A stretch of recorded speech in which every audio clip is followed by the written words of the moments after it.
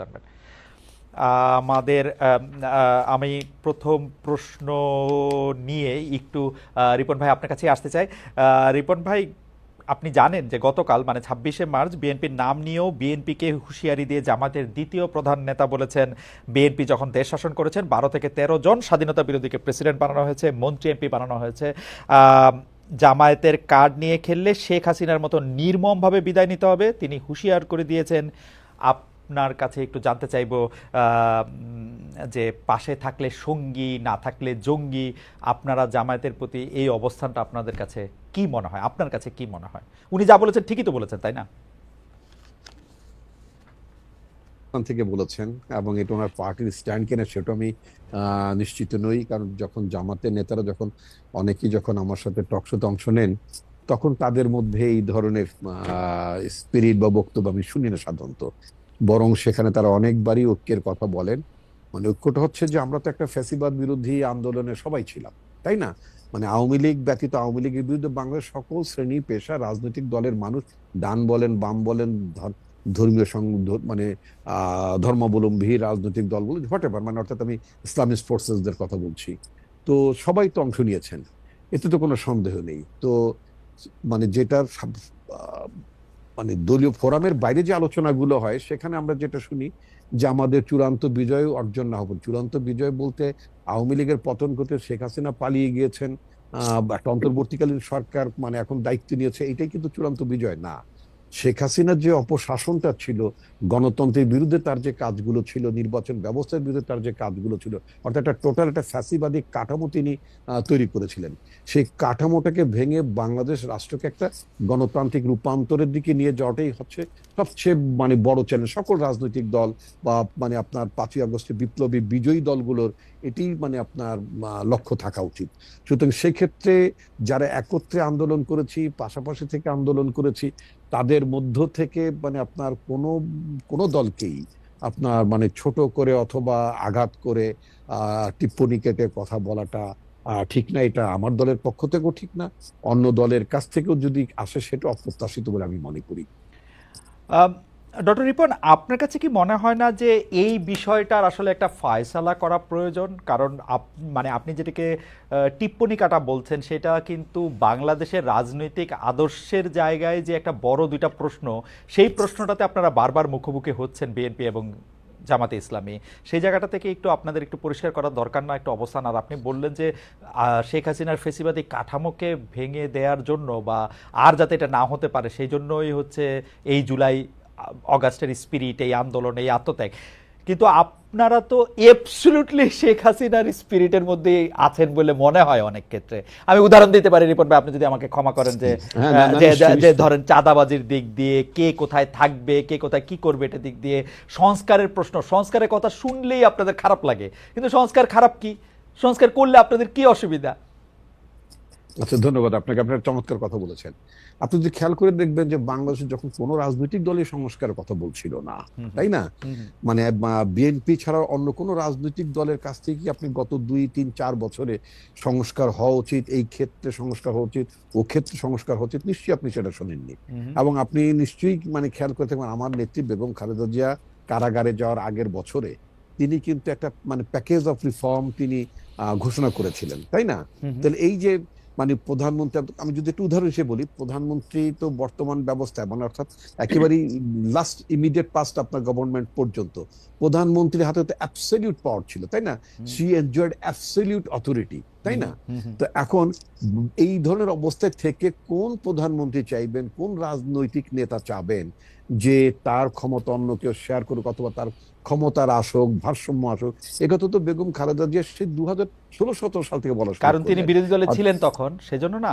Right, না না না না, এটা আপনি বলতে পারেন, but it is our commitment. এটা তো আমাদের যে মানে রিফর্ম প্রপোজালস, আমাদের রিফর্ম প্রপোজালস এর মধ্যে তো আমরা এই কথাগুলো আমরা তুলেছি। প্রধানমন্ত্রী প্রেসিডেন্টের ভারসাম্য থাকবে, তারপর আপনার মানে পার্লামেন্টে আপনার মানে চেক অ্যান্ড ব্যালেন্সের জন্য আপনার দ্বিকক্ষ পার্লামেন্ট থাকবে। যদিও ব্যক্তিগতভাবে আমি দ্বিকক্ষ মানে উচ্চকক্ষ নিম্নকক্ষ পার্লামেন্টের ব্যাপারে মানে ব্যক্তিগত, আমি তো দলের মধ্যে একটা মানুষ, তাই না? তো সুতরাং আমার নিজেরও তো মানে পছন্দ অপছন্দ থাকতে পারে। তো আমার পছন্দটা হয়তো যারা পছন্দ আমরা করি বা না করি তাদের মধ্যে হয়তো আমি মানে আমি সংখ্যা লঘিষ্ঠ হয়তো, হুম হ্যাঁ, হুম কিন্তু আমি ব্যক্তিগতভাবে আপনার মানে উচ্চ কক্ষের ধারণার সাথে একমত নই। হুম হুম। কারণ পৃথিবীতে আমার দেখা অনেক উন্নত দেশে আপনার যারা উচ্চ কক্ষ নিম্ন কক্ষ নিয়ে আছেন, ইভেন আপনি যেই দেশটিতে বসে আপনি অনুষ্ঠান জি। পরিচালনা করছেন, সেখানেও আপনি দেখবেন ওখানে সিনেট এবং কংগ্রেসের মধ্যে বিরোধ, এবং এই ধরনের বিরোধের মধ্য থেকে, তাই না, হুম হুম। ওখানে আপনার রেভিনিউ বাজেট কিভাবে হ্যাম্পার করে, মানুষের বেতন হয় না, নানা ধরনের কিন্তু জটিলতা, মানে অনেক সময় মানে আপনার গভর্নমেন্টই আটকে যায়, এরকম একটা অবস্থা থাকে। হুম। ইভেন আমরা মানে যুক্তরাজ্য এই অবস্থা দেখেছি, তাই না? Right right. এইগুলো খুব উন্নত ডেমোক্রেসিতে যেখানে এই ধরনের অচলাবস্থা মাঝে মধ্যেই তৈরি হয়, সেক্ষেত্রে বাংলাদেশের মতো দেশে যেখানে আমরা ডেমোক্রেসিটাই প্রপারলি প্র্যাকটিস করি নাই, বা মানে সময় গণতন্ত্রের নামে ক্ষমতা আসার পরও মানে আপনার সেই, যদি আপনি 72 73 সালের কথা যদি বলেন, ফার্স্ট যখন আপনার সংবিধান তৈরি হলো, সেই সংবিধান অধীনে যে নির্বাচনটা হলো, সেখানে তো গণতন্ত্রের আকাঙ্ক্ষার কথাই আপনার উচ্চারিত হয়েছিল। তারপর আমরা কি দেখি না যে সেখানে একটা গণতান্ত্রিক ভাবে একটা নির্বাচিত সরকার বা গণতন্ত্রের প্রতি প্রতিশ্রুতিশীল একটি সরকার কিভাবে আপনার মানে ফ্যাসিবাদী চরিত্র গ্রহণ অবশ্যই করে, অবশ্যই কিভাবে কিভাবে একদলীয় ব্যবস্থা যায়। অবশ্যই। সুতরাং আমাদের গণতন্ত্রের চর্চাটা কিন্তু নিরবিচ্ছিন্ন না, এক। হুম। তারপর আমরা গণতন্ত্রের চর্চার ব্যাপারে আমরা যে খুবই খুবই আপনার মানে কি বলে মানে শ্রদ্ধাশীল, সেটাও কিন্তু আমাদের পাস্ট অ্যাক্টিভিটিতে মনে হয় না, তাই না? তো না, সুতরাং রিপন এখানে ভাই, এই ব্যাপারে কিন্তু আমাদের কোনো সন্দেহ নাই। আশরাফ ভাই গুরুজন, উনি নিশ্চয়ই আরো ভালোভাবে বিশ্লেষণ করতে পারবেন। কিন্তু বিএনপি যখন 31 দফার কথা বলেছে, সেই 31 দফাতে কিন্তু আমরা সবাই, আমি যদি বলি আমি ব্যক্তিগতভাবে চমৎকৃত হয়েছিলাম। আমার কাছে মনে হয়েছিল যে এই প্রথম একটা বড় রাজনৈতিক দল অনেকগুলি সংস্কারের বিষয় নিয়ে মাথায় নিয়ে আসছে। কিন্তু এখন যখন বিএনপির ক্ষমতায় যাওয়াটা প্রায় নিশ্চিত বা ক্ষমতার কাছাকাছি তারা নিজেদেরকে দেখতে পাচ্ছে, তখন সংস্কার দেখলে তারা ভয় পাচ্ছে কিনা। বিশেষ করে আপনি না দেখেন না না না না প্রধানমন্ত্রীর না মেয়াদ প্রসঙ্গে আপনারা কথা বলছেন যে না, প্রধানমন্ত্রীর মেয়াদও আপনারা এই 2 বছরেরটা আপনি মানবেন না। এর মধ্যে থেকে অনেক ইফস এন্ড বাটস আপনারা না, ইয়া আমি আমি করতেছেন। আম- আমি আ- আমি আপনাকে যদি এভাবে বলি, আমাদের দেশে এখন বর্তমানে প্রধানমন্ত্রী বা পার্লামেন্টের মেয়াদ 5 বছর, তাই হুম না? হুম হুম। তো আপনার এটাকে 4 বছরের কথা বলা হয়েছে। আমরা যেটা মনে করি, 5 বছরটাকে আমরা যৌক্তিক মনে করি, যে একটা নির্বাচন আয়োজন করতে মানে মোর দেন $1 বিলিয়ন খরচ যায়, তাই না? অনেক টাকা খরচ যায় হুম কিন্তু। হুম। এবং সেই খরচের বিনিময়ে যে আপনার আউটপুটটা আসে, যে জাতীয় লোকেরা আপনার পার্লামেন্টে আসেন, তাই না, যে জাতীয় লোকেরা মন্ত্রিসভায় অন্তর্ভুক্ত হন, সেটা তো খুব আশাপ্রদ না। তো সুতরাং কিছু ব্যক্তিকে আপনার মানে এমপি করার জন্য, মন্ত্রী করার জন্য আপনার একটা টার্মের 1 বছর কমিয়ে দেওয়া মানে হচ্ছে ব্যয়টা 1 বছর আগে মানে বাড়িয়ে দেওয়া। ওকে, তো আমরা আমার যেটা মনে হয় যে সংস্কার ব্যাপারে আপনার কথা আমরা আরো একটু শুনবো রিপন ভাই। আরো আমাদের অনেক রকম প্রশ্ন আছে, কিন্তু আমরা এই প্রশ্নটি রেখে দিতে চাই যে সংস্কারের প্রশ্নেই বিএনপির একটা বিরোধিতা এই কারণে দেখা যাচ্ছে কিনা, কারণ বিএনপি মনে করছে যে মজাটা শেখ হাসিনা ক্ষমতা থেকে পেয়েছেন, সেই মজাটার কিছু ভাগ বিএনপিরও পাওয়া নো দরকার নো নো একইভাবে। না না ওইটা না, আমরা এটা আমরা মনে করি ওইটা না। ওই- না, এটা ওইটা আমরা আমরা মনে একটু করি শুনবো। না। আমি একটু আশরাফ ভাইয়ের কাছে যেতে চাই। আশরাফ ভাই, আমরা যদি এই বিএনপি জামায়াতের প্রশ্নটা হলো, রিপন ভাই যেটা বলছেন যে সেটা আসলে ফয়সালা হওয়া দরকার কিনা, সেই প্রশ্নটা যদি আমরা করি, কিন্তু আমাদের অরিজিনাল প্রশ্নটাও যদি আমি একটু করে রাখি, সেটা হচ্ছে যে গতকাল সাংবাদিকরা যে 71-24 নিয়ে সাবেক উপদেষ্টা বর্তমানে এনসিপির চিফ নাহিদ ইসলামকে যে প্রশ্ন করেছেন, উপদেষ্টা জনাব আসিফ মাহমুদ সজীব ভুঁইয়াকে প্রশ্ন করেছেন, এই প্রশ্ন করা, এই তুলনা করতে চাওয়া, এইটাকে কিভাবে বলবেন, কি বলবেন, এর মধ্যে আপনি রাজনীতি দেখেন কিনা, সাংবাদিকতাকেও বা আপনি কিভাবে বিশ্লেষণ করছেন? আমার অবশ্য কোনো অসুবিধা নাই। আমার কাছে মনে হয় সাংবাদিকরা যে কোনো প্রশ্ন যে কোনোভাবে করতে পারে। আপনার বিশ্লেষণ একটু শুনতে চাই যে এর পেছনে, ভেতরে, বাইরের রাজনীতিটা আপনি কিভাবে দেখেন? এর ভেতরে কিন্তু একটা ব্যাপক রাজনৈতিক বিষয় রয়েছে। কেননা আপনি যদি দেখেন যে গণ অভ্যুত্থানের সময় বা জুলাই আগস্ট থেকে আমরা এই কথাটি বলতে শুনছি যে এটি দ্বিতীয় স্বাধীনতা। এবং দেখুন, আপনি আবেগ ঘন অবস্থায় কিছুদিন বললেন, সেটি ঠিক আছে, কিন্তু কেউ কেউ যদি 71 সালের স্বাধীনতাকে কিছুটা খাটো করে, এবং কারো যদি রাজনৈতিক অতীতের সাথে 71-এর স্বাধীনতা বিরোধিতা থেকে থাকে, এবং যাদের মানবতা বিরোধী অপরাধে বিচার হয়েছে, তাদেরকে যদি আমরা অগ্রণী অবস্থায় দেখতে পাই 24 সালকে স্বাধীনতার বর্ষ ঘোষণা করতে বা দ্বিতীয় স্বাধীনতা, সেটি কিন্তু আমাদের চোখে লাগে। এবং ছাত্রদেরকেও আমরা দেখেছি যে দ্বিতীয় স্বাধীনতা নিয়ে কথা বলতে, যেটি বিএনপির নেতারা বারবার বলছেন যে স্বাধীনতা একবারই হয়। আমি ব্যক্তিগতভাবে মনে করি একটি দেশের মুক্তিযুদ্ধ বা স্বাধীনতার যুদ্ধ আমাদের 71 সালে হয়েছে। দেখুন, ফ্যাসিবাদের বিদায় হবে, স্বৈরাচারের বিদায় হবে, আগামীতেও কিন্তু আমরা আরো ভয়ঙ্কর 5ই আগস্ট হয়তো দেখতে হবে, যদি না রাজনৈতিক দলগুলো বুঝে থাকে যে জনগণের ভাষা, দেয়ালের লিখন তাদের জন্য কি ছিল। কাজেই এটিকে বারবার স্বাধীনতার সাথে তুলনা করা আমার মনে হয় একটু বালখিল্যতা এবং সেটির একটা গূঢ় রাজনৈতিক উদ্দেশ্য আছে।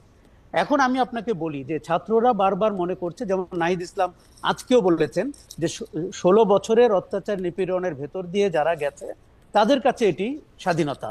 কিন্তু আমি তার সাথে দ্বিমত করি। আমার মনে হয় এই নিপীড়নের ভেতর দিয়ে বিএনপি সবচেয়ে বেশি গেছে দল হিসেবে, কেননা বড় দল। জামাত ইসলামীও গেছে, কিন্তু যেহেতু জামাত ইসলামী বাংলাদেশে একটা ইউনিক পজিশনিং এ আছে, যার 71 সালের মানে মানে গণহত্যায় সহযোগিতার অভিযোগ রয়েছে, এই অপরাধের তদন্ত হয়েছে, কারো কারো বিচার হয়েছে, কাজে তার কথাকে আপনি গুরুত্বের সাথে নেবেন রাজনৈতিক প্রেক্ষাপট থেকে। আপনি শুরুতে যে প্রশ্নটি করেছিলেন বিএনপিকে সততার সাথে এই প্রথম এই প্রশ্নের জবাব দিয়ে নির্বাচনী যুদ্ধে অবতীর্ণ হতে হবে, সেটি হচ্ছে স্বাধীনতা বিরোধীদের সাথে তার রাজনৈতিক সম্পর্ক কি এবং তার ভবিষ্যৎ পরিকল্পনা কি। দেখুন, আমি মনে করি বিএনপির জন্য না শুধু 5ই অগস্ট কিন্তু আমাদের রাজনৈতিক ক্লাসকে একটি বেকায়দায় ফেলে গেছে। কেননা হাসিনা যে এত দ্রুত পালিয়ে যাবেন এবং আওয়ামী লীগের শাসন যে এরকম করে ভেঙে পড়বে, এটি তারা আসলে বুঝতে পারেন নাই। ফলে তারা কিন্তু রাইটলি পজিশন না, এরকম একটি পরিস্থিতিতে তাদের রাজনৈতিক বয়ানকে কি করে মানে রেলেভেন্ট করে মানুষের কাছে যাবেন। যেমন রিপন ভাই বারবার 31 দফার কথা বলছিলেন। খালেদ, আপনার মতো আমিও কিন্তু চমৎকৃত হয়েছিলাম যখন তারা ওটি প্রণয়ন করেন। আপনাকে শুধু একবার মনে করিয়ে দিই কোন পরিস্থিতিতে করেছিলেন। যখন আমরা দেখছিলাম যে হাসিনার শাসন প্রতিবার প্রলম্বিত হচ্ছে একটি অদ্ভুত নির্বাচনের ভেতর দিয়ে, এবং বিএনপির কাছ থেকে ক্ষমতায় যাওয়ার সম্ভাবনা আরো দূরবর্তী হয়ে যাচ্ছে, সেই প্রেক্ষাপটে তারা করেছিলেন। তখন কিন্তু তারা কোনো বামপন্থী দল, রাষ্ট্র সংস্কার আন্দোলন, এদের সাথেও সখ্যতার ভেতর দিয়ে সংস্কারের যে আশরাফ ভাই আপনার অনুমতি নিয়ে আমি শুধু ওই সময়টা কথা, মানে রিপন ভাই আমি আশরাফ ভাই কোনো একটা জায়গায় একসাথে কথা বলতেছিলাম, সেটা 2012-13 সাল এরকম হতে পারে। সেই সময় 13 সালের নির্বাচনটি হওয়ার পরপর 14 সালে এসে আমরা শুনলাম, বা 14 সালের নির্বাচনের পরপর আর কি আমরা শুনলাম যে শেখ হাসিনা 2041 সাল পর্যন্ত ক্ষমতায় থাকতে চান। আমার তো খুবই হাসার অভ্যাস, আমি খুব জোরে একটা অট্টহাসি হাসলাম যে এগুলি কি বলে, পাগল টাগলের মতো কথা। কিন্তু আসলে যদি 2024-এর জুলাই আগস্টে এরা এই ঘটনা না করতো, এটা তো 2041 তো মনে হয় মানে তারা তো ক্ষমতাটাকে এইরকম ভাবেই দেখতেছিল যে এখানে তো আর কোনো কিছু, মানে যেটা আমরা হাইসা উড়াই দিতে চাইছিলাম সেইটাই তো বাস্তবতার দিকে যাচ্ছিল। খালেদ, আমি শুধু একটু যোগ করি, আমাদের রাজনৈতিক দলগুলো তার সর্বোচ্চ চেষ্টা করেছেন। বিএনপিকে আমরা দেখেছি, এবং কিন্তু এটি মেনে নিতে হবে যে রাজনৈতিক দলগুলো শেখ হাসিনা সরকারকে ক্ষমতা থেকে গদিচ্যুত করতে পারেনি, এটি মেনে নিয়ে করতে হবে। জামাতের ব্যাপারে বিএনপির অবস্থানকে আমরা এখন বলি, দেখুন জামাতকে নিয়ে তারা সরকার গঠন করেছেন এবং ওই সরকার বাংলাদেশে 5 বছর ছিল, এবং আমরা বিএনপির গণতান্ত্রিক মূল্যবোধ বা শ্রদ্ধাবোধের দুটি উদাহরণ আপনাকে আমি দেই। একজন সাবেক রাষ্ট্রপতিকে বিএনপির শাসন আমলে কি করে বিদায় নিতে হয়েছিল আপনি দেখেছেন। তেজগাঁতে একটি উপনির্বাচনে বিএনপি কি ভূমিকায় গিয়েছিল একজন অত্যন্ত আলোচিত ব্যক্তিকে সংসদ সদস্য করার জন্য। কাজে ওই বিএনপিকে 17 বছর আগে আমরা যেভাবে দেখেছি, আজকে তাকে আবার প্রকাশ্যে বলতে হবে তার গণতান্ত্রিক চেতনাবোধ, নাগরিকদের গণতান্ত্রিক অধিকার এবং স্বাধীনতা বিরোধীদের সাথে তার সম্পর্ক নিয়ে তিনি নির্বাচনী যুদ্ধে কিভাবে যেতে চান। দেখুন, সংস্কারটির এখন আলোচনার রাইট টাইম। এই সময় যদি আপনি গাইগুই করতে থাকেন, এই সময় যদি সংসদের মেয়াদ, আপনি বিএনপিকে প্রশ্ন করুন তো 3 বছর আগে কি তারা সংসদের মেয়াদ 4 বছর হলে বিরোধিতা করতো? আমি নিশ্চিত বলে দিতে পারি করতো না। প্রধানমন্ত্রী 2 বারের বেশি 3 বার থাকবেন না, এই কথা কি তারা বিরোধিতা করতো? করতো না। এখন ক্ষমতা তাদের চোখের নিকটে চলে এসছে, কানের পাশে চলে এসছে, তারা শুধুমাত্র একটি নির্বাচনের অপেক্ষায়। এবং তারা, আপনার মনে আছে কিনা, শেখ হাসিনা বিদায়ের 72 ঘন্টার মধ্যে বিএনপি একটি জনসভা করেছিল। আমি কৌতূহল বশত, কারণ আমি একজন সাংবাদিক, সব মহলে বিচরণ করতে চাই, আমি ওই জনসভায় গিয়েছিলাম। সেখানে তারা 3 মাসের মধ্যে নির্বাচন করে ক্ষমতা ছাড়তে বলেছিল। আমি অবাক হয়ে লক্ষ্য করছিলাম যে তার মানে তারা জুলাইয়ের যে আন্দোলন, অগাস্টের যে ভয়াবহ গণহত্যা, সেটিকে তারা তো কি বিবেচনায় নেয়নি? দেয়ালের লিখন তো 50% তাদের জন্য, শেখ হাসিনার জন্য 50%।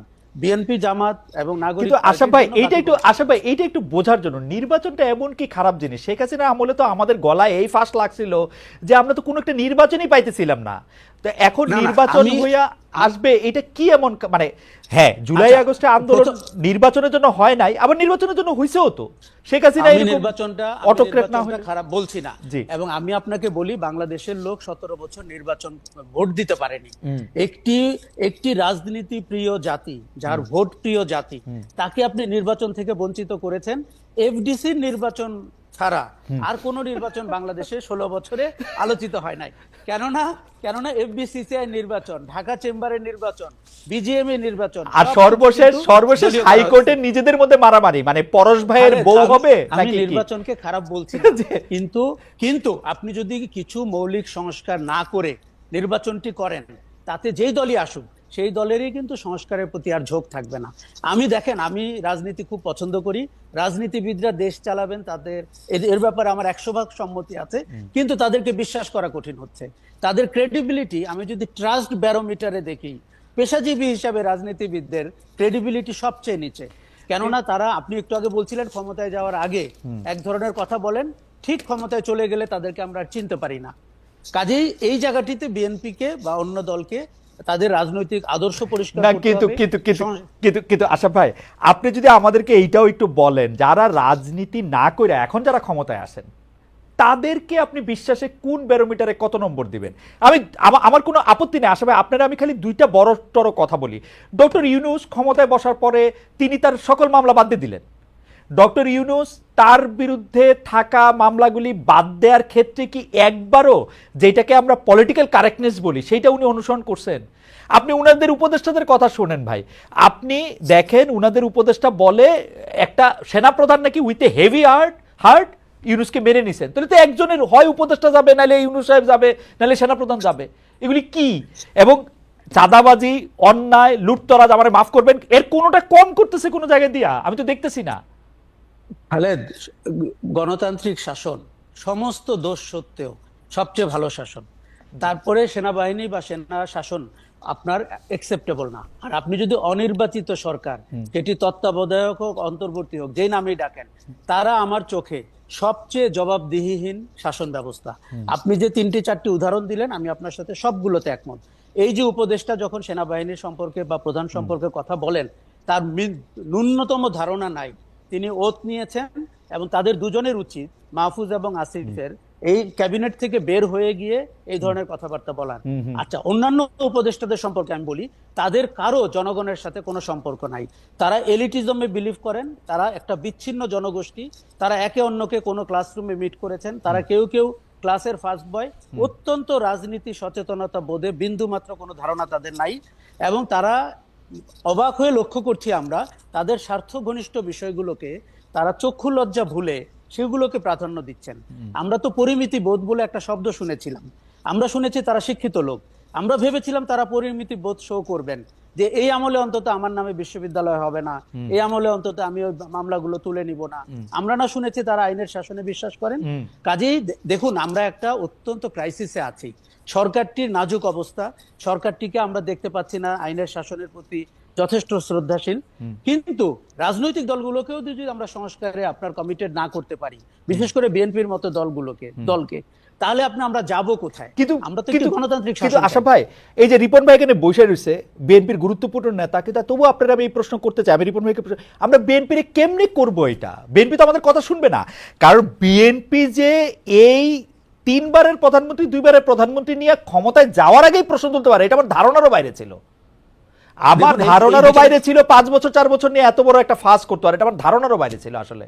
আমি খুব অবাক হয়েছি, কেননা 2 বারের বেশি প্রধানমন্ত্রী হবেন না, এই কথা বিএনপি যখন বলেছিল আমার খুব ভালো লেগেছিল।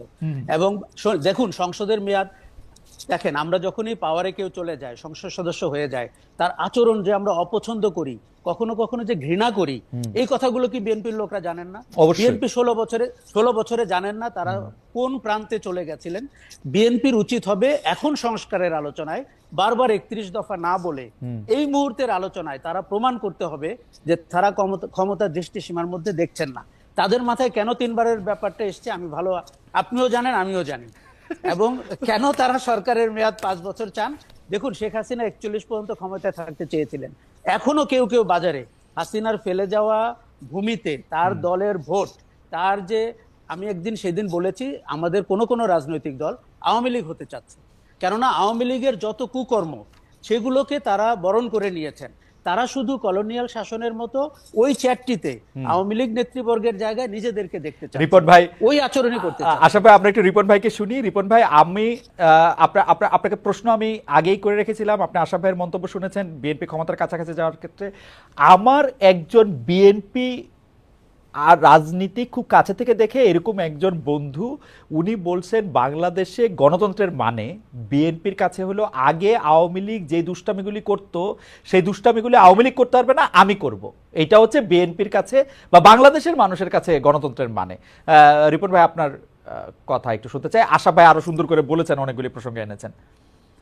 না, উনি অনেক সুন্দর করে বলেননি, উনি খুব নির্দয়ভাবে বিএনপির বিরুদ্ধে কতগুলো উনি নির্দয়ভাবে সরকারের কেউ বলছেন আসলে। উনি যেগুলো বলেছেন সেই সেই সমালোচনা উনি করতেই পারেন, কিন্তু সেই সমালোচনার ন্যায্য প্রাপ্তি কিন্তু বিএনপির দিকে যাওয়ার কোনো কারণ নেই, আমি যদি এইভাবে বলি। যেমন ধরুন, উনি সংস্কারের এখন সংস্কারের প্রস্তাব অনেকগুলো থাকে, সেই সংস্কারের প্রস্তাবের সাথে আমরা তো একটা দল, আমাদের পেছনে তো মানে আপনার আমাদের সমর্থক আছে, মানে তাদেরও তো একটা পথ, মানে তাদের তাদের এই প্রস্তাবের প্রতি তাদের সমর্থন অথবা তাদের বিরোধিতা থাকতেই পারে। যেমন ধরুন, তো সংস্কারের মধ্যে প্রস্তাব আছে যে বাংলাদেশ 4টি প্রদেশে বিভক্ত হবে। 4টি প্রদেশে বিভক্ত মানে 4টা প্রাদেশিক পরিষদ হবে, 4টা প্রাদেশিক সরকার হবে, 4টা গভর্নর হবে। আমার দল তো এটা এই এই এই এই দেশটাকে 4টা প্রদেশে করার বা একাধিক প্রদেশে করার এই কনসেপ্ট আমার দল বিশ্বাস করে না, পছন্দ করে না। সুতরাং আমি তো এটা ন্যায্যতেই আমি এই এই এই সংস্কার প্রস্তাব বিরোধিতা করতে পারি। যারাই প্রস্তাবগুলো দিয়েছেন তারা কার সাথে কনসাল্ট করে প্রস্তাবগুলো দিয়েছেন? 1 নম্বর হতো যে সংস্কার কমিশন যখন সংস্কার প্রস্তাবগুলো তৈরি করলেন তারা আগেই মানে আপনার রাজনৈতিক দলগুলোর সাথে বসতে পারতেন, সেটা অনেক ভালো হতো। সব তৈরি করে ঘাড়ে চাপিয়ে দেওয়ার তো কোনো মানে আপনার সেটা চাপিয়ে দিতে চাইলেই আমরা সেটা নেব তা না। 5 বছর পর পর আপনার হয় পার্লামেন্ট ইলেকশন হয়, গভর্নমেন্টের পরিবর্তন হয়, আর অনাস্থার কারণে তো অনেক আগেও পরিবর্তন হতে পারে, সেটা আলাদা কথা। 5 বছর এবং 4 বছরের মধ্যে ওনারা বলেছেন বলে 4 বছর ঠিক আছে, এটা তো ঠিক না। রিপন ভাই, একটা কৌতূহল, শুধু একটা কৌতূহলের জন্য, ডক্টর ইউনূস সাহেবের আমরা সমালোচনা করতে পারি, তার সরকারের সমালোচনা করতে পারি, কিন্তু তিনি যেহেতু সারা পৃথিবী দেখা বিশ্ব বীক্ষণ করা একজন মানুষ, তিনি কিন্তু এই সুযোগ আমাদের সামনে দিয়েছেন যে সংস্কারের মধ্যে কোনগুলি আপনাদের ভালো লাগছে কোনগুলি খারাপ লাগছে সেটি একটি ওয়েবসাইটের মাধ্যমে তিনি প্রকাশ করবেন। আপনারা কি সেটি জানিয়েছেন? এবং আমি আরেকটু বিনয়ের সাথে আরেকটা কথা বলে রাখতে চাই যে 4 প্রদেশ বা পার্লামেন্টের উচ্চকক্ষ নিম্নকক্ষ বাংলাদেশের নাম আলাদা হবে কিনা সেই সব ব্যাপারে আপনাদের নিজস্ব মতামত সংস্কার সেগুলি নিয়ে দীর্ঘ আলোচনা চলতে পারে, কিন্তু এই যে 2 বার থাকবে না 3 বার থাকবে প্রধানমন্ত্রী, আমরা আসলে প্রধানমন্ত্রীর ক্ষমতা কোনোভাবে ব্যালেন্স করবো কিনা সেগুলি নিয়ে আপনারা প্রশ্ন তুলছেন। কিন্তু রিপন ভাই, প্রথম প্রশ্ন, আপনারা ওয়েবসাইটে সেগুলি দিয়েছেন কিনা? দ্বিতীয় প্রশ্ন হচ্ছে আপনাদের যেগুলি ভ্যালিড আর্গুমেন্ট, মানে আশরাফ ভাই কিন্তু একবারও বলেন নাই বা আমিও একবারও বলি না, আমি কাউকে বলতেও শুনি নাই যে বিএনপিকে 4 প্রদেশ হজম করে তারপরে সরকার গঠন করতে হবে। না, এগুলি একেবারেই মুখ্য বিষয় না, খালি আপনারা ক্ষমতার ভারসাম্যটার প্রশ্ন নিয়ে আপনারা কি করছেন এটা অনেক মুখ্য বিষয়। এটা আপনি যেটা মুখ্য বিষয় মনে করছেন না, এটা অনেক মুখ্য বিষয়, কারণ এর সাথে আমার সভরেনিটি এবং আমার স্টেটের সিকিউরিটির প্রশ্ন পর্যন্ত জড়িত আছে। সুতরাং এখানে তো আমাকে অবশ্যই এটার বিরোধিতা করতে হবে। ঠিক আছে, বিরোধিতা করেন, বিরোধিতা করেন। আমি আসছি আর একটা পয়েন্টে, যেমন আপনি বললেন যে ওয়েবসাইটে দিতে হবে আমরা কোনটা সমর্থন করি না করি। এটা তো আসলে এমসিকিউ স্টাইল না, এটা তো মেডিকেল বা বুয়েটে ভর্তি হওয়ার এমসিকিউ স্টাইলের প্রশ্নপত্র হওয়ার কোনো কারণ নেই। যেমন আপনাকে ছোট্ট একটা উদাহরণ দিই, আমি জানি আপনি ম্যাজিস্ট্রেসি করেছেন, আপনার লাইফে করেছেন। আচ্ছা, এখন ধরুন আমার বিরুদ্ধে অনেকগুলো মামলা আছে, তো মামলাগুলো যখন ট্রায়ালের পর্যায়ে যখন চলে যায় তখন আদালতে আমাকে জিজ্ঞেস করে যে this are the charges brought against you, আপনি দোষী কি নির্দোষী? আমি কিন্তু অনেকেই এক কথায় বলেছেন যে হুজুর আমি নির্দোষ। আমি কিন্তু আদালতে সেই ব্যক্তি, আমি কিন্তু আধা ঘন্টা দাঁড়িয়ে আমি আদালতের পারমিশন চেয়েছি যে আমি কেন নির্দোষ এই ব্যাপারে আমাকে বলতে দিতে হবে। আমি নির্দোষ, আমি দোষী নই। আপনার বিরুদ্ধে আমার বিরুদ্ধে চার্জেস এনেছে সেগুলোর সাথে আমি একমত নই, এগুলো সব মিথ্যা কথা। কিন্তু কেন মিথ্যা কথা, কেন আমাকে ফাঁসানো হচ্ছে এই ব্যাপারে আমি এক্সপ্লেনেশন অবশ্যই এক্সপ্লেনেশন দিবেন। কিন্তু রিপন ভাই, আমার প্রশ্ন, আপনি আমাদের নেতা, আপনার কাছে আমার প্রশ্ন যে ওয়েবসাইটে কি জায়গা কম ছিল? এক্সপ্লেনেশন করতে কি কোনো বাধা ছিল? হ্যাঁ, মানে এটা তো আপনাকে টিক দিতে বলে নাই, আপনি লাইন লিখতেন 10টা। হ্যাঁ, লেখা আছে তো, লিখতে আমরা কি চাই না সেটা আমরা অবশ্যই না সেটা সংস্কারের প্রশ্নে রিপন ভাই, সংস্কারের প্রশ্নে আমি সংস্কার প্রশ্নের কথাই বলছি, সেগুলো কিন্তু আমরা বিশদভাবেই কিন্তু আমরা এক্সপ্লানেশন দিয়েছি যে কেন আমরা এটা চাই না বা কি বৃত্তান্ত। এটা তো শুধু ইয়েস নোর বিষয় না, এটা কিন্তু আমরা বলেছি। আর আর বাদ বাকি আরেকটা কথা আপনাকে একটু মনে করে দিতে চাই, মনে হবে যেন মানে সমস্ত সংস্কার মানে ঠেকে আছে প্রধানমন্ত্রীর মেয়াদকে কেন্দ্র করে। In fact it is not. আমাদের পার্টি কিন্তু বলেছে যে these are the proposals from our side, আমরা প্রপোজাল গুলো দিয়েছি, কিন্তু অন্যরাও যদি এর চেয়ে কোনো বেটার প্রপোজাল দেয় সেটাও কিন্তু আমাদের দল সেটা গ্রহণ করতে রাজি আছে। এই উদারতা দেখাতে কিন্তু আমরা কার্পণ্য করিনি। আমরা বলেছি যে 31 দফাই কিন্তু ফাইনাল দফা না। অর্থাৎ কেউ যদি মনে করে যে প্রধানমন্ত্রীর মেয়াদ 2 না 1.5 মেয়াদ হবে, মানে 1.5 হবে, সেটাও যদি কনসেনসাস হয় হতে পারে। রিপন ভাই, আপনার সাথে কথা কয়ে পারবো না, কিন্তু আমি আশরাফ ভাই আরেকটা যে প্রসঙ্গ তুলছেন সেই প্রসঙ্গটার ক্ষেত্রে আমি আপনার একটু দৃষ্টি আকর্ষণ করতে চাই। সেটা হচ্ছে যে আপনারা কি মনে করে মানে 5 আগস্টের 3 দিন পরে আয়োজিত, আমি ধরে নিলাম এটা 5 দিন পরে আয়োজিত একটা সংবাদ, একটা বৈঠকে আপনারা 3 মাসের মধ্যে ইলেকশন চাইছেন, এবং আপনারা যে দ্রুত ইলেকশন কেন চাইতেছেন, মানে ইলেকশন করে কেন, আপনাদের কি হয়েছে? না, আপনি একটা রেলিভেন্ট কোশ্চেন করেছেন। আশরাফ ভাই তুলছে ঘটনাটা। জি হ্যাঁ, আমি এই ব্যাপারে দায়টা, মানে যদি দায় হয় সেই দায়টা আমি নিতে রাজি আছি। আপনি জানেন যে আমার পার্টি যতবার ক্রাইসিসের মধ্যে যায় বিভিন্ন সময়, তখন কিন্তু পার্টির আমি একটা মুখ্য ভূমিকা পালন করতে নির্দেশিত আমি দায়িত্ব পালন করি। ঠিক এবারও কিন্তু আপনার এই 5ই আগস্টের পূর্ব মুহূর্তে যখন আমাদের অনেক নেতৃবৃন্দ আপনার কারাগার ছিলেন, সামহাও আমি মোটামুটি অ্যারেস্ট স্কেপ করতে পেরেছি। আমি কিন্তু মানে দলকে টেক আপ করার জন্য, পার্টি অফিস মানে আপনার টেক ওভার করার জন্য আমি নির্দেশিত ছিলাম। এবং এই যে মানে আপনার 3 দিনের মধ্যে যে আমরা একটা জনসভা করেছিলাম, ওই জনসভাটা আয়োজন করার পেছনে মুখ্য ভূমিকা আমারই ছিল। আমরা মনে করি যে যখন হোসেন মোহাম্মদ এরশাদ সরকারের যখন পতন ঘটলো, আপনার নিশ্চয়ই খেয়াল আছে 80s, তাই না? তো তখন আমরা কি করলাম, একটা দীর্ঘ সামরিক শাসন, 9 বছরের সামরিক শাসন, অনেক কিছু তো ছিল এরশাদের, তাই না? আপনার এই যে রাষ্ট্রধর্ম ইসলাম করা থেকে শুরু করে 7ম সংসদে হোয়াট নট। কিন্তু আমরা জাস্টিস শাহাবুদ্দিনের নেতৃত্বে আমরা কি 90 দিনের মধ্যে কি আমরা একটা মানে ভালো নির্বাচনের, সবচেয়ে এই পর্যন্ত বাংলাদেশের আয়োজিত নির্বাচনের মধ্যে সবচেয়ে ক্রেডিবল ইলেকশন মানুষ মনে করে সেই নির্বাচনটা আমরা আয়োজন করতে পেরেছি। আমরা মানে একটা গণতন্ত্রের পথে আমরা হাঁটতে পেরেছি। একটা পার্লামেন্টারি সিস্টেম অফ গভর্নমেন্ট ত্রুটি বিচ্যুত থাকা সত্ত্বেও আমরা শুরু করতে পেরেছিলাম, তাই না? এটা তো সম্ভব ছিল। এবং আপনার অনেকগুলো কারেকশন করি আমরা শুরু করেছিলাম। আমি যদি উদাহরণটা নিয়ে আপনার বর্তমান অন্তর্বর্তীকালীন সরকারের আইন উপদেষ্টা আসিফ নজরুলের উদাহরণটা যদি এই, ওনার একটা বক্তব্য, উনি বলেছেন যত সংস্কার প্রস্তাব এসছে এর 50% 1 মাসে করা সম্ভব। তাহলে আমার বক্তব্য যদি 50% যদি 1 মাসে সম্ভব হয়, আমি ওনার কথাকে কোট করে বলতে চাই, যদি 1 মাসে যদি অর্ধেক সংস্কার যদি আপনার করা সম্ভব হয়, বাকি অর্ধেক করার জন্য আরো 2 মাস 3 মাস। ওকে রিপন ভাই, আমরা একটু আশরাফের কাছে যাই, শুধু আমি আমার কথাটা বলে রাখি। না, আপনি শেষ করবেন? জি শেষ করেন। জি খালিদ আমাকে আরেকটু কথা বলবেন। আমি শুধু মানে আশরাফ কায়সার নির্বাচনের বিরোধিতা করেননি বা আপনিও করেননি। আমি শুধু এটা বলছি, পৃথিবীর কোন দেশে যখন কোনো গণঅভ্যুত্থান হয়, সেই গণঅভ্যুত্থানের পরে সেই রাষ্ট্রের গণতান্ত্রিক উত্তরণের জন্য নির্বাচন ছাড়া আর কোনো পথ ছিল? ইভেন যদি 69 সালে যে তৎকালীন সময় যে গণঅভ্যুত্থান হলো, যে গণঅভ্যুত্থানের পরবর্তী 70-এর নির্বাচন, তারপরে বাংলাদেশ সৃষ্টি হলো মুক্তিযুদ্ধের মধ্য দিয়ে, সেখানেও কিন্তু 70টা নির্বাচন ছিল। শ্রীলঙ্কায় যে আপনার ওখানকার যে শাসক পালিয়ে গেল রাজা পাকসে, সেখানেও কিন্তু গণতন্ত্র উত্তরের জন্য নির্বাচন ইজ দ্য অ্যান্সার। আপনি রাষ্ট্রের যে আপনার ডেমোক্রেটিক গ্রাজুয়েশন দিকে যদি আপনি যেতে চান, তো নির্বাচন তো অন্য কোনো পথ নাই। আপনার সংস্কার তো বছরের পর বছর আপনি সংস্কার করবেন, সংস্কার তো কোনোদিন শেষ হবে না। আপনি, তাই না? এই সংস্কার তো চলমান। যখনই আপনার কাছে মনে হবে এই জায়গা ঠিক হচ্ছে না, আপনি আবার সেই জায়গা। না, আমি আপনার সাথে 100% একমত। আমি শুধু একটু আমার 2 পয়সা দিয়ে রাখি। আমার 2 পয়সা হচ্ছে যে আমি ডক্টর আসিফ নজরুলের সাথে একমত যে তিনি বলছেন যে 50% সংস্কার 1 মাসের মধ্যে করা সম্ভব। সেই হিসাবে ঐকিক নিয়ম করলে 100% সংস্কার 2 মাসের মধ্যে করা সম্ভব, যদি বিএনপি এর মধ্যে থেকে বলতো যে আমি সংস্কার মানি না। যদি বিএনপি বলতো যে আমিও সংস্কারের পক্ষে, আমি সংস্কার করতে চাই, তাহলে 2 মাসের মধ্যে সংস্কার হয়ে যাওয়া সম্ভব, সকল কিছু হয়ে যাওয়া সম্ভব, এতদিনের মধ্যে ইলেকশনও হয়ে যাওয়া সম্ভব। আমার ধারণা বিএনপি ইলেকশন একটু পিছাইতে চায়, সেই জন্য নানা ধরনের বাগরা তারা বাজাচ্ছে এবং এই সরকারকে যতটা অসহযোগিতা করা সম্ভব ততটা অসহযোগিতা করতেছে। এটা হচ্ছে আমার প্রস্তাব। আপনার কাছ থেকে এই ব্যাপারে আমি শুনবো। আমি একটু আশরাফের কাছে যেতে চাই। আশরাফ ভাই, আপনি একটা গুরুত্বপূর্ণ বিষয়, মানে বিএনপি এবং জামায়াতের যে মুখোমুখি অবস্থান, সেটা আপনি পরিষ্কার করতে বলছেন। সেটা থেকে আপনি একটু জামায়াতের অবস্থানটাও যদি একটু বলতেন যে জামায়াতের আসলে এখানে কি অবস্থান নেওয়া উচিত, সেইটা একটা। আরেকটা হচ্ছে রিফাইন্ড আওয়ামী লীগ। রিফাইন আওয়ামী লীগকে নির্বাচনে আনার আলোচনা দেখা গেল, আমরা নানাভাবে এইসব আলোচনা শুনলাম।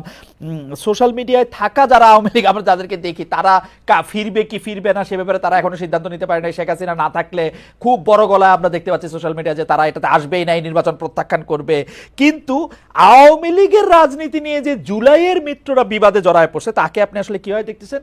আমাদের মনে রাখাও যে জুলাই আগস্ট বা গত 16 বছর 17 বছর নিয়ে আওয়ামী লীগের কিন্তু কোনো রকম অনুতপ্ত হওয়ার আলামত নাই, বরং ডক্টর ইউনূস কতটা ব্যর্থ, তার সরকার কিছু পারতেছে না, এইসব গান গেয়ে তারা জানি কি কি বলতে চেষ্টা করে। আশা ভাই, আমি আপনার কাছে যাওয়ার আগে একটু আমি খালি দর্শকদের ইয়াটা একটু শুনে রাখি যে সংস্কার ও বিচার ছাড়া জাতীয় নির্বাচন মেনে নেওয়া যাবে না, হুঁশিয়ারি দিয়েছেন এনসিপি প্রধান নাহিদ ইসলাম।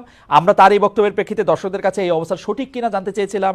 দর্শকদের মধ্যে 70% তার বক্তব্যের সাথে একমত হয়েছেন, 30% তার বক্তব্যের সাথে একমত হন নাই, 66,000 ভোট দিয়েছেন। আশা ভাই, আমরা একটু আওয়ামী লীগকে নিয়ে কেন জুলাইয়ের মিত্রদের মধ্যে এটা হলো, এটা একটু। প্রথম কথা আমি বলি যে জুলাইয়ের মিত্রদের মধ্যে এখন ভোটের অঙ্ক কাজ করছে, তারা রাজনৈতিক গেইন পাওয়ার চেষ্টা করছেন। আওয়ামী লীগের সংগঠনের যে ভোট রয়েছে, সমর্থকদের যে ভোট রয়েছে, এখন আওয়ামী লীগ নির্বাচনে এলে নামকা ওয়াস্তে একটা পার্টিসিপেটরি নির্বাচন হলো, কিন্তু তারা ক্যান্ডিডেট দিতে পারবে না। অতএব আওয়ামী লীগের ভোটগুলো পেয়ে সব দল, 3টি দল স্বপ্ন দেখছে যে এখান থেকে বেনিফিশিয়ারি হয়ে পার্লামেন্টে তারা সংখ্যাগরিষ্ঠ আসন করবে। কিন্তু এইখানে তারা যেটি ভুলে যাচ্ছে নীতি নৈতিকতার প্রশ্নটি, যে আপনি কাউন্সিলরের সাথে কমিশনারদের সাথে যে আলাপ করছেন সেই লোক তো বন্দুক হাতে জুলাইতে রাস্তায় ছিল। কাজে তখন আপনার দ্বিধা লাগছে না ভাবতে যে শহীদদের রক্তের উপরে দাঁড়িয়ে আপনি বেইমানি করছেন? আমরা 3টি দলকেই তাদের কোনো কোনো আচরণে দেখতে পাচ্ছি গণ অভ্যুত্থানকে ভুলে যেতে, এবং কোনো কোনো দল গণ অভ্যুত্থানের চেতনাকে পাশ কাটিয়ে নির্বাচনকে সামনে এনে তাদের ক্ষমতায় যাওয়ার পথ সুনিশ্চিত করতে চাচ্ছে। এখন আমি আপনাকে বলি যে বিএনপির ব্যাপারে তার একটা পারসেপশন তৈরি হয়েছে যে বিএনপি সংস্কার চায় না, না চেয়ে নির্বাচন করে ক্ষমতায় যেতে চায়। এখন তার মনে হয়তো ভালো দু একটি সংস্কার থাকতেও পারে। আমি কিন্তু তারেক রহমানের বক্তব্যে সবচেয়ে ইমপ্রেসড গত 7 মাসে। উনি আগ বাড়িয়ে অনেকগুলো কথা বলেছেন যেটা বিএনপি নেতৃত্বকে আমি খুব একটা বলতে শুনিনি, কিন্তু সেগুলোকে তো আমাদের লিপিবদ্ধ করে ঐক্যমত্যে সিগনেচার সহ থাকতে হবে যে this is what we agri. সেই জায়গাটিতে আপনি দেখেন বারবার আমরা অন্তর্বর্তী সরকারের কথা বলছিলাম। আমি অন্তর্বর্তী সরকারকে খুব একটা বিশ্বাস করতে চাচ্ছি না, কেননা তাদের ক্রেডিবিলিটি খুব একটা হাই না। তারা কিভাবে নির্বাচিত হয়েছেন? আমি 5 তারিখ থেকে প্রশ্ন করেছি এই উপদেষ্টাদেরকে কে নির্বাচিত করেছে, এই গোমর কিন্তু আমি এখনো উত্তর পাইনি। 5 থেকে 8-এ বাংলাদেশে কি ঘটেছে, কে উপদেষ্টাদের সিলেক্ট করলেন? কাজে আমরা চাই তাদের মেয়াদ স্বল্প হোক, নির্বাচন তারা দিক, এবং আমরা অনির্বাচিত সরকারের আওতায় দেশ চলুক, এটা আমরা চাই না। আমরা নির্বাচনের পক্ষের মানুষ, কিন্তু সেই নির্বাচনের আগে তো আপনাকে কিছু কথা একমত হতে হবে, নালে তো আবার আপনি একটি আওয়ামী লীগ বা একটি হাসিনা সরকারের মতোই সরকারে চলে গেলেন। কাজেই আমি কিন্তু ভেবেছিলাম যে অন্তর্বর্তী সরকারের না, বিএনপি সবচেয়ে বেশি সংস্কারে অগ্রণী ভূমিকা পালন করবে। বিএনপি আগ বাড়িয়ে বলবে যে সরকার যেন বাধ্য হয় এই সংস্কারগুলোকে করতে, অথবা জামাত অথবা জাতীয় নাগরিক পার্টিও যেন বিএনপির সাথে সুর মিলাতে পারে। আমরা বিএনপিকে ওই জায়গাটিতে দেখতে পাচ্ছি না। মানুষের পারসেপশন তৈরি হয়েছে আপনি সংস্কার চান না, আপনি নির্বাচন চান, কিন্তু বিএনপিকে এটা ক্লিয়ার করতে হবে। দেখুন পারসেপশন, খালেদ আপনি খুব ভালো জানেন, পারসেপশনটাকেই ব্যাটল করতে হয়। Perception is reality, right? Absolutely. এইবার রিফাইন্ড আওয়ামী লীগ সম্পর্কে আমি বলি, আমি ফ্যাসিবাদের উপরে যতটা পড়াশোনা করেছি, বাংলাদেশ আওয়ামী লীগের সমর্থক, কর্মী, শুভানুধ্যায়ী, কমান্ডাররা আমার কাছে একটি নতুন বিস্ময়। তারা অনুশোচনাও করেননি, তারা দোষ স্বীকার করেননি, তারা গণহত্যার দায় নেন না, তারা উল্টো ওই গণহত্যাকে পাশ কাটিয়ে অ্যাজ ইফ পৃথিবীতে কিচ্ছু ঘটে নাই, তাদের গতকালকে জন্ম হয়েছে, তারা ইউনূস সরকারের সমালোচনা করেন, ছাত্রদের দুর্নীতি নিয়ে কথা বলেন। দেখুন এগুলোতে আমার কোনো সমস্যা নাই ফ্যাক্ট বেস হলে, কিন্তু তারা গুজব নির্ভর, তারা মিথ্যাচার করছেন। তাদের মুখে আপনার সবচেয়ে নিরীহ লোকটিকেও আওয়ামী লীগ সমর্থিত আমি আজ পর্যন্ত অনুশোচনা করতে দেখিনি। এটি আমার কাছে খুব ভয়ের, কেননা বাংলাদেশের রাজনীতি আমরা যতটা বুঝি, আওয়ামী লীগকে ক্ষমতার বাইরে রাখা, দেশকে স্থিতিশীল রাখা কিন্তু খুব কঠিন কাজ। কারণ একটি মিলিট্যান্ট সংগঠন, এবং যাদের এখন টাকা পয়সা আছে, আপনি জানেন 15-16 বছরে তারা প্রায় 233 কোটি টাকা নিয়েছে। কাজেই রিফাইন্ড আওয়ামী লীগ বলে যে প্রপোজালটি বাজারে এসছে, এটি অত্যন্ত অযৌক্তিক, অগ্রহণযোগ্য। এটি আওয়ামী লীগের করিডোর থেকে পাশ হয়ে কোথাও বাজারে আসবে না। আপনি এখন বলুন যে স্পিকার মহিলাটি ছিলেন, তিনি কিভাবে স্পিকার হয়েছে?